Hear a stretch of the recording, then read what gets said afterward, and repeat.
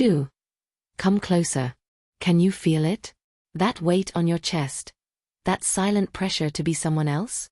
Here, at Whisper's Story, we unlock those hidden corners of the heart. Today, we're unraveling Family Inheritance Nightmare. A story so raw, so deeply personal, it'll make you question everything you thought you knew about family. This isn't just about money, it's about broken dreams, shattered trust, and the desperate fight to reclaim your own life. Prepare to be haunted, because this story might just echo the whispers in your own soul. Elara grew up in a town that smelled of lilacs and, well, let's just say ambition. Picture a postcard, charming Main Street, white picket fences, generations of families rooted deep like ancient oaks. Her family, the Beaumonts, were practically town royalty. Not actual royalty, mind you. More like the family that's been on the town council since before indoor plumbing. Elara's childhood home, Lilac Manor, was the epitome of New England charm. Based loosely on descriptions of homes in Little Women by Louisa May Alcott, but with a serious upgrade. We're talking sprawling gardens, a wraparound porch perfect for iced tea, and enough antique furniture to fill a museum. It was beautiful, sure, but beautiful came with a price tag. Her parents, Richard and Vivian, were paragons of that waspy perfection. Richard, a successful lawyer, always wore perfectly pressed khakis and a subtly disapproving frown. Vivian, the quintessential society hostess, was a master of passive-aggressive comments and perfectly coiffed hair. They were pillars of the community, obsessed with appearances, and deeply invested in the Beaumont family legacy. Elara always felt like an outsider looking in.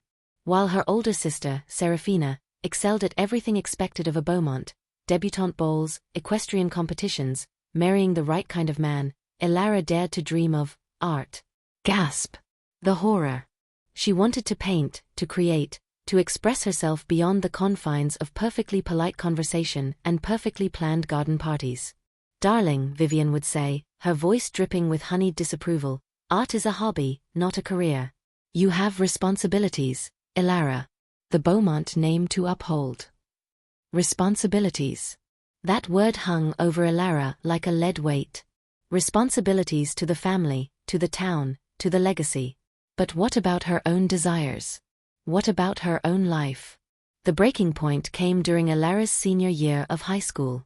She'd been accepted to a prestigious art school in New York City. A dream come true. But when she announced her plans, her parents reacted like she'd declared war. New York. Richard sputtered, his face turning an alarming shade of red. That den of iniquity? You'll be throwing your life away, Elara. What about Lilac Manor? What about the family? That was when Elara realized the truth. Her parents didn't see her as a person, but as an extension of the Beaumont legacy. A custodian of Lilac Manor. An investment to be managed. The conversation ended with a chilling ultimatum: attend a local college, study something practical, and stay close to home, or be cut off. No college fund, no family support, no Lilac Manor. Elara, terrified but determined, chose art school.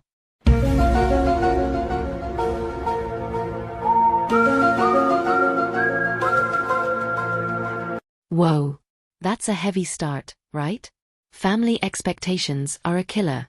Ever felt trapped by family expectations? What's one thing you wish you could have done differently? Share your stories in the comments.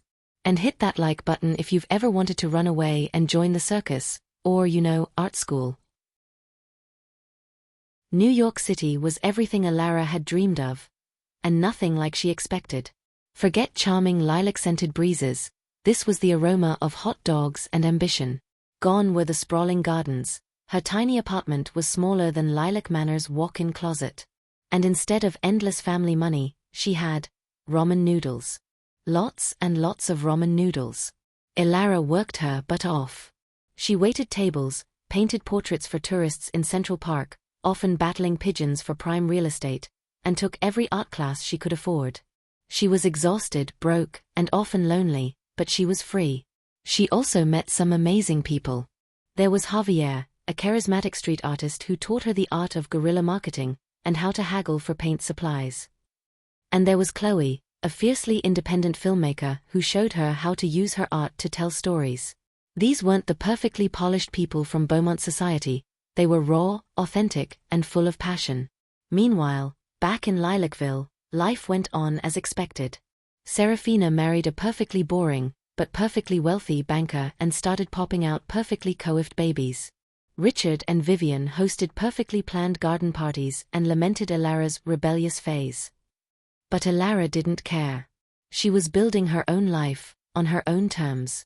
She was honing her craft, finding her voice, and discovering that happiness wasn't about living up to someone else's expectations, but about embracing her own unique path. After a few years, Elara's hard work began to pay off. She landed a few small gallery shows, sold some paintings, and even got a commission to design a mural for a local community center. She wasn't rich, but she was making a living doing what she loved. Then, one day, she received a letter.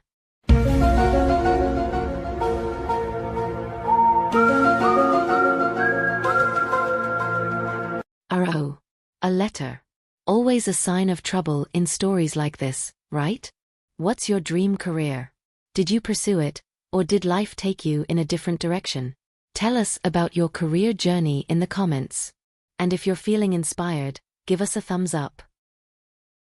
The letter, embossed with the Beaumont family crest, was an invitation to return to Lilac Manor. Her grandmother, Eleanor Beaumont, was not doing well. Eleanor, Elara's maternal grandmother, was the only member of the family who had ever truly understood her artistic aspirations. She was a free spirit, a traveler, and a secret admirer of Elara's rebellious streak. Elara hesitated. Going back to Lilac Manor meant facing her parents' disapproval, reliving her childhood traumas, and being sucked back into the suffocating world she had fought so hard to escape. But Eleanor. She couldn't refuse Eleanor. When Elara arrived at Lilac Manor, it felt both familiar and foreign.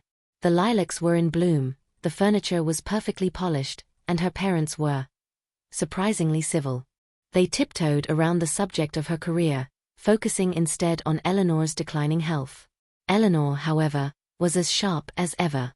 She summoned Elara to her room, a sun-drenched sanctuary filled with books, travel souvenirs, and a surprising number of abstract paintings. "Darling," Eleanor said, her voice raspy but her eyes twinkling, "I have something to tell you." It turned out Eleanor had been secretly funding Elara's art education for years. She believed in Elara's talent and wanted to give her the opportunity to pursue her dreams, even if her parents disapproved. "I'm leaving Lilac Manor to you, Elara," Eleanor announced, her voice firm. Elara was stunned. "But, Serafina? My parents." "Serafina has her banker and her perfect little life," Eleanor said dismissively. "Your parents? Well, they've had their chance. Lilac Manor needs someone with vision, someone who understands its history but isn't afraid to create a new future." Eleanor's will stipulated that Elara inherit Lilac Manor, along with a substantial trust fund. However, there was a catch. A big catch. The will also stated that Elara had to live in Lilac Manor for at least 5 years and maintain it to the family's, read, Richard and Vivian's exacting standards. If she failed to comply, the entire inheritance would revert to Serafina.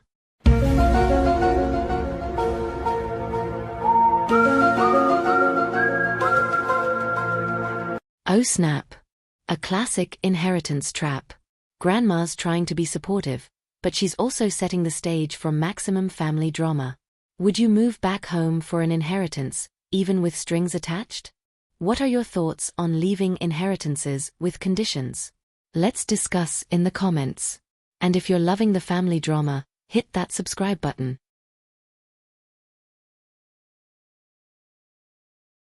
Elara was torn.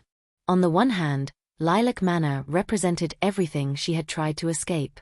On the other hand, it came with financial security, a chance to reconnect with her grandmother's memory, and the satisfaction of proving her parents wrong.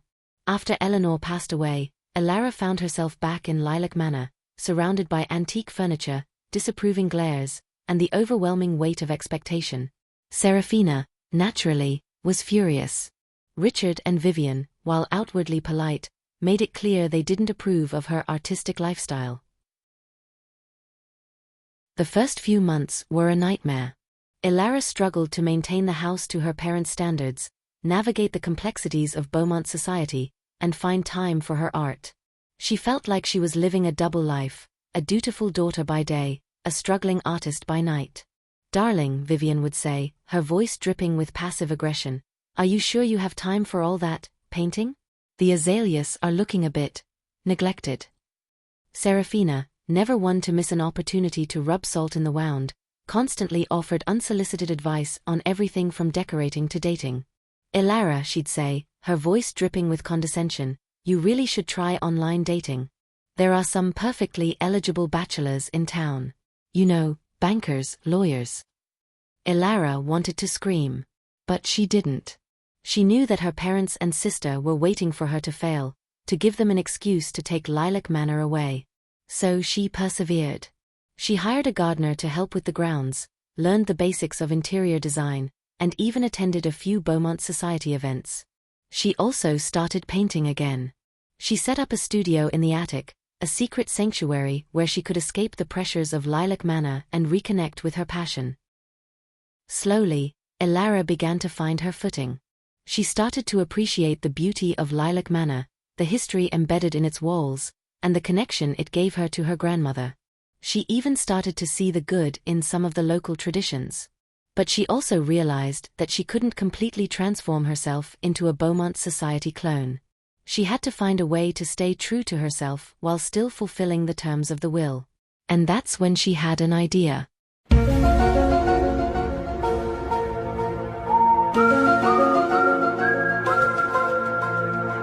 Ooh, an idea. About time.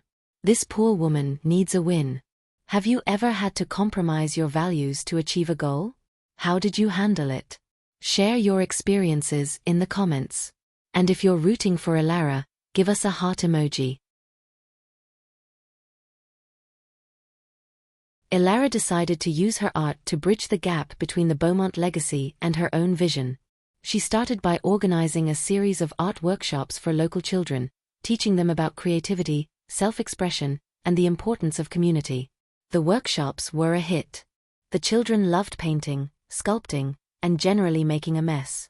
The parents, initially skeptical, were impressed by Elara's enthusiasm and the positive impact she was having on their children. Elara also started using her art to address some of the town's social issues. She painted murals celebrating local history, created public art installations promoting environmental awareness, and even organized a benefit art auction to raise money for a local charity. Her efforts didn't go unnoticed. The town council, impressed by her community involvement, asked her to join the planning committee for the annual Lilac Festival. Serafina, naturally, was furious. "Elara," she hissed, "you're turning the Lilac Festival into a hippie commune." "Maybe it needs a little bit of hippie," Elara retorted, a mischievous glint in her eye. As Elara became more involved in the community, her parents' attitude began to change.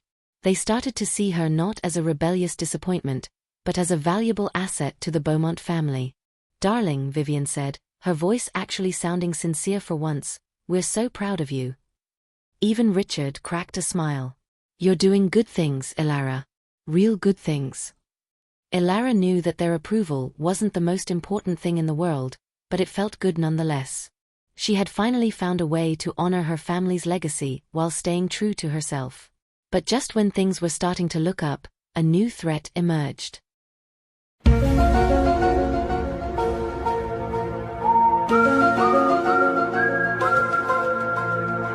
Ugh, seriously? Can't a girl catch a break? What's one thing you've done that made your parents proud, even if it wasn't what they expected? Share your stories in the comments.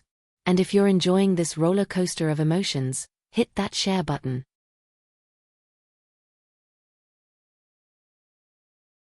Remember Serafina's husband, the perfectly boring banker? Well, it turned out he wasn't just boring, he was also enterprising. Serafina's husband, Bryce, yes Bryce, worked for a large corporation that had been eyeing the town for years. They saw potential for development, for transforming the charming, slightly run-down town into a soulless corporate playground. Bryce, seeing an opportunity to impress his bosses and make a tidy profit, began secretly buying up properties in the area. He planned to build a massive shopping mall, a luxury hotel, and a gated community, effectively erasing the town's unique character and turning it into a generic suburban wasteland. Elara, horrified by Bryce's plan, vowed to stop him. She rallied the community, organized protests, and used her art to raise awareness about the threat to their town. "We won't let them destroy our history," she shouted at a town hall meeting, her voice ringing with passion. "We won't let them turn our town into a soulless corporate wasteland." Her words resonated with the community. People who had been divided by petty squabbles and long-held grudges united to fight for their town. But Bryce was powerful, and he had money on his side. He used his influence to pressure local businesses, spread misinformation, and even threaten legal action against anyone who opposed his plan. Elara felt like she was fighting a losing battle. She was exhausted, stressed, and increasingly worried about the future of her town. Then, one day, Bryce made her an offer. A very tempting offer. He offered to buy Lilac Manor. For a price that was far above market value.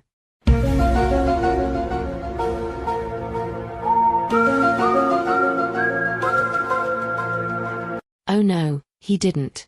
This is getting intense. What would you do in Elara's situation? Would you sell Lilac Manor for a huge profit, or would you fight to protect your town? Let us know in the comments. And if you're on the edge of your seat, hit that like button. Bryce's offer was incredibly tempting. The money would solve all of Elara's financial problems. She could move back to New York, focus on her art, and never have to worry about Lilac Manor again. But selling Lilac Manor would also mean betraying her grandmother's legacy, abandoning her community, and allowing Bryce to destroy the town she had come to love. Elara wrestled with her conscience. She talked to her friends, her family, and even her therapist. Everyone had a different opinion. "Take the money, Elara," Javier urged. "You deserve it. And you can use it to fund your art." "Don't do it, Elara," Chloe warned. "You'll regret it. You can't put a price on your principles." Her parents were predictably conflicted. They wanted her to sell Lilac Manor, but they also didn't want to be seen as supporting Bryce's plan. Serafina, of course, was thrilled. She saw Bryce's offer as a validation of her own lifestyle choices and a confirmation of Elara's failure. Ultimately, Elara knew that the decision was hers alone. She had to choose what was most important to her, financial security or personal integrity. She decided to visit Eleanor's grave. She sat beside the headstone, surrounded by lilacs, and told her grandmother everything that was happening. "I don't know what to do, Grandma," she said, her voice choked with emotion. "I'm so scared of making the wrong decision." As she sat there, a gentle breeze rustled through the lilacs. Elara closed her eyes and listened to the whispers of the wind. And then, she knew what she had to do.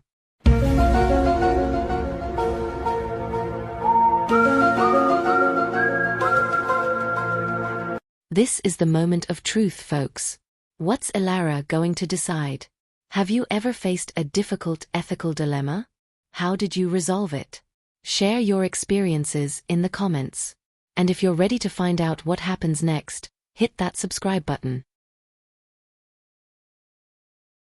Elara decided to play Bryce at his own game. She agreed to sell Lilac Manor, but she had a few conditions of her own. First, she demanded a significantly higher price than Bryce had originally offered. She knew that he was desperate to acquire the property, and she used that leverage to her advantage. Second, she insisted that the sale be contingent on Bryce agreeing to certain community benefits, such as preserving green spaces, supporting local businesses, and creating affordable housing. Bryce, initially resistant, eventually caved. He knew that Elara was the only obstacle standing in the way of his development plan, and he was willing to make concessions to get her out of the way. But Elara had one more trick up her sleeve. She used the money from the sale of Lilac Manor to buy up shares in Bryce's corporation. She became a major shareholder, giving her a seat on the board of directors and the power to influence the company's decisions. At the next board meeting, Elara presented her alternative development plan. She argued that preserving the town's character and supporting local businesses would be more profitable in the long run than building a generic shopping mall. She also revealed Bryce's secret plan to destroy the town and exploit its resources. The board members, outraged by Bryce's deception, voted to remove him from his position and adopt Elara's plan. Bryce, humiliated and defeated, was forced to leave town in disgrace. Elara had saved her town, honored her grandmother's legacy, and proven that art could be a powerful force for change. But her journey wasn't over yet.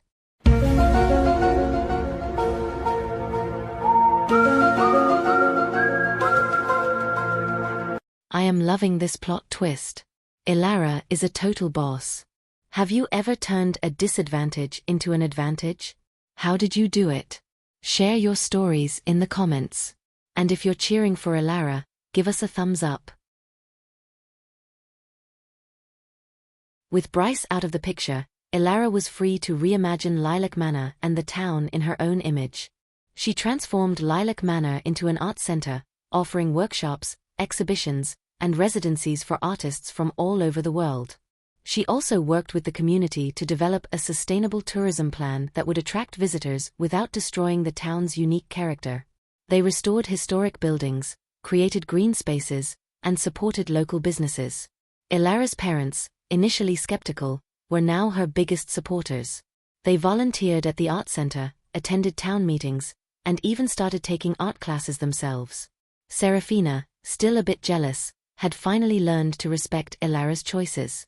She even started bringing her children to the art workshops. Elara had found her place, not just in Lilac Manor, but in the world. She was a successful artist, a community leader, and a force for good. She had broken free from the inheritance trap, not by rejecting her family's legacy, but by reimagining it. She had learned that family doesn't mean forever living in someone else's shadow, but about creating your own unique story together. And as she looked out at the town she had helped to save, she knew that she had finally found her true calling, to use her art to inspire, to connect, and to make the world a more beautiful place, one brushstroke at a time. The echoes of Elara's story linger, don't they? At Whisper Story, we believe in the power of stories to heal, to challenge, and to connect us all. If you felt the weight of family expectations lift just a little today, if you recognized a piece of yourself in Elara's journey, then I invite you to join our community. Click that subscribe button. Let's explore these whispers together, uncover the truths hidden in the shadows, and remind each other that even in the darkest of family nightmares, there's always the possibility of finding your own light. And remember, your story matters too. What whispers are you ready to share? And that, my friends, is the story of The Inheritance Trap. A reminder that legacies are meant to be built upon, not confined by. And that sometimes, the greatest inheritance is the freedom to be yourself. What's your definition of legacy? What do you want to leave behind? Share your thoughts in the comments. And don't forget to subscribe to our channel for more inspiring stories. Thanks for watching.